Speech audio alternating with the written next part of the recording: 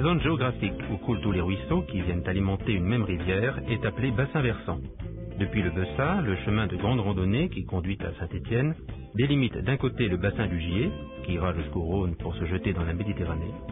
De l'autre côté, les bassins du Furan et de l'Ondaine arriveront dans la Loire pour se jeter beaucoup plus loin dans l'océan Atlantique. C'est à 1160 mètres d'altitude sur la commune du Bessat que le Furan prend sa source. Son parcours mi-rural, mi-urbain est de 40 km. Le bassin versant du Furan s'étend sur 17 communes.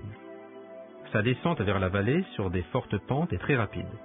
Il devient alors torrent, d'où l'origine probable de son nom latin furia, violence impétueuse.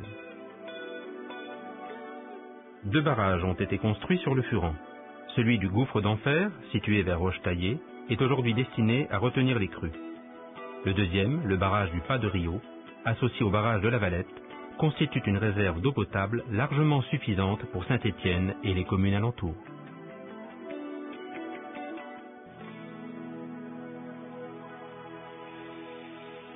Autrefois, le Furan traversait Saint-Étienne à ciel ouvert. Depuis le XIIe siècle, il a été fortement exploité puis recouvert par des habitations. De nos jours, seuls 2 km restent à ciel ouvert. Le Furan a longtemps reçu toutes les eaux usées de la ville. Aujourd'hui, un réseau de collecteurs d'eau usée a été construit.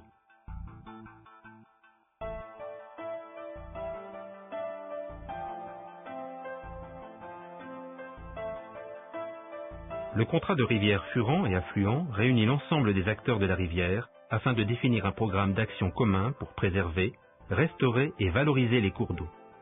Un avenant au contrat a été signé en septembre 2009. Il prolonge sa durée jusqu'en 2011. Une cellule rivière coordonne et anime le contrat en accord avec les signataires. 9 personnes suivent les opérations d'entretien et d'aménagement des berges et conseillent les riverains.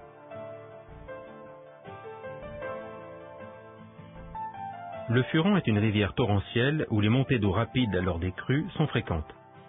Pour réduire les risques d'inondation, 65 km de berges ont été restaurés et mis en valeur. Plus de 6000 arbres dangereux ont été abattus. 600 mètres de berges ont été réhabilités en techniques dites végétales. Ces techniques permettent la stabilisation des sols, la biodiversité et l'accès à la population des bords de cours d'eau.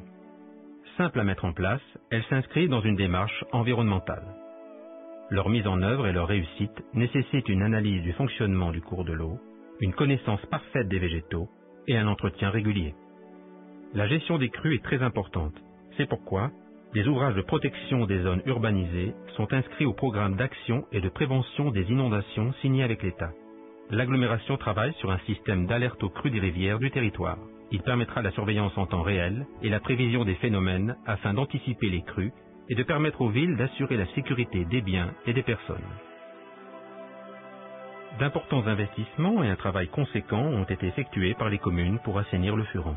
L'agglomération travaille quant à elle à l'amélioration de la qualité des rejets industriels. La communauté d'agglomération sensibilise la population du bassin versant du Furan aux enjeux du contrat de rivière. 130 000 foyers reçoivent chaque année le journal de la rivière.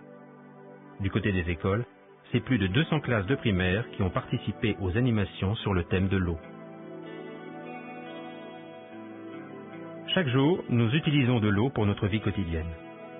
Cette eau propre qui, à l'origine, vient de la rivière, part ensuite dans les égouts qui la conduisent vers des usines de traitement pour la nettoyer avant de la rejeter dans la rivière.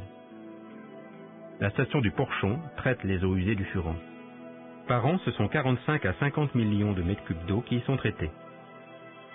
Les stations du Bessat et de Saint-Éan ont également été réhabilitées.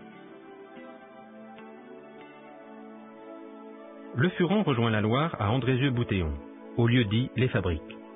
À cet endroit, un ancien pont de chemin de fer enjambe la rivière.